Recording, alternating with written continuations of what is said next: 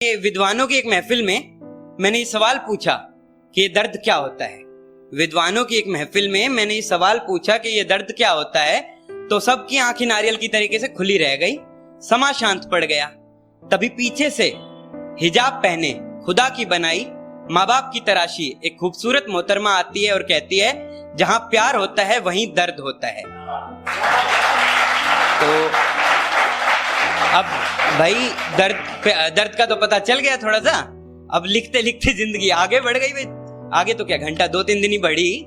तो अब सवाल यह है कि भाई शायरी क्या होती है, बड़ा सवाल। और इस सवाल का सबके पास अपना जवाब होगा, सबका अपना वर्जन होगा। मैं बट अपनी रिस्पेक्ट में बता रहा हूं, यहाँ पे मैं किसी पे थोपने के लिए नहीं आया। तो टूटे हुए दिल का दर्द, टूटे हुए दिल का दर्द और आगे होने वाले प्यार के दर्द का डर। टूटे हुए दिल का दर्द और आगे होने वाले प्यार के दर्द की जो पैदाइश होती है ना, उसे शायरी कहते हैं। तो अब भाई थैंक यू।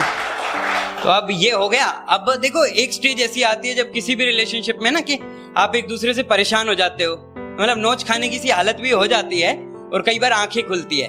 तो इस पे मैंने लिखा, मासूम तेरा चेहरा था, मासूम तेरा चेहरा था, तेरी आंखों, मासूम तेरा चेहरा था, तेरी आंखों ने मुझे घेरा था। मासूम तेरा चेहरा था, तेरी आंखों ने मुझे घेरा था। मेरे सपनों में तेरी यादों का बसेरा था, मेरे सपनों में तेरी यादों का बसेरा था। मेरी सोच में तेरी खूबसूरती का पहरा था। फिर क्या हुआ, इंडिया वांट्स टू नो। फिर क्या हुआ, आंख खुली, पर्दा हटा, मैं नींद से जागा तो मुझे क्या पता चला कि तेरी चमक में मुझे बर्बाद करने का सपना सुनहरा था। तेरी चमक में मुझे बर्बाद करने का सपना सुनहरा था।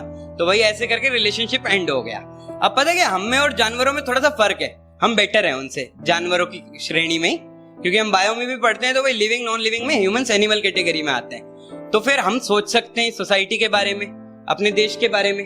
और मेरे जैसा बंदा तो मतलब देश पे अंधा प्यार करता है। तो फिर मैंने इस पे लिखा, काफी लोग कंट्री को क्रिटिसाइज करते हैं हर एंगल पे, चाहे वो कुछ भी है। एक राइटर को हमेशा न्यूट्रल होना पड़ता है। तो इस पे मैंने लिखा, धुआं लेता हूं सांस का तो बस नाम है, धुआं लेता हूं सांस का तो बस नाम है। ये नहीं पता कि धुआं किसने किया, ये नहीं पता कि धुआं किसने किया, पर सिर्फ कुछ ही लोग बदनाम है, पर सिर्फ कुछ ही लोग बदनाम है। दूसरे देश के लोग कहते हैं, दूसरे देश के लोग कहते हैं पॉल्यूशन का सबसे बड़ा कारण हिंदुस्तान है। दूसरे देश के लोग कहते हैं पॉल्यूशन का सबसे बड़ा कारण हिंदुस्तान है। ए मेरे दोस्तों, एक बात बता देता हूं, दुनिया में सबसे ज्यादा प्लास्टिक यूज करता है कौन, दुनिया में सबसे ज्यादा पानी मिसयूज करता है कौन।